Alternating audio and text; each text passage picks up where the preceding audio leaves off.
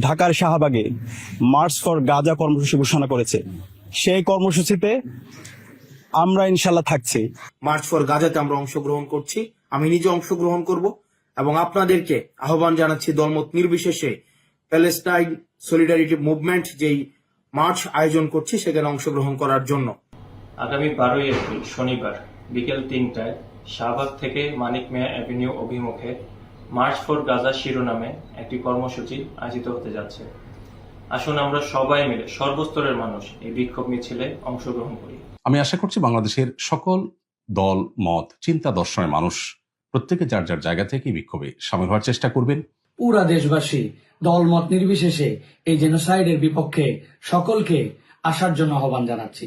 ইনশাআল্লাহ তাআলা আমি নিজে সশরীরে এই বিক্ষোভ সমাবেশে উপস্থিত থাকব এবং আপনারাও দলে দলে যোগদান করুন। মানবতার পক্ষে, ন্যায়ের পক্ষে, গাজাবাসীদের সমর্থনে দল মত জাতি বর্ণ পেশা নির্বিশেষে সবাইকে এই প্রোটেস্টে অংশগ্রহণের জন্য আমি উদাত্ত আহ্বান জানাচ্ছি। আমি এই বিক্ষোভ সমাবেশে অংশগ্রহণ করব।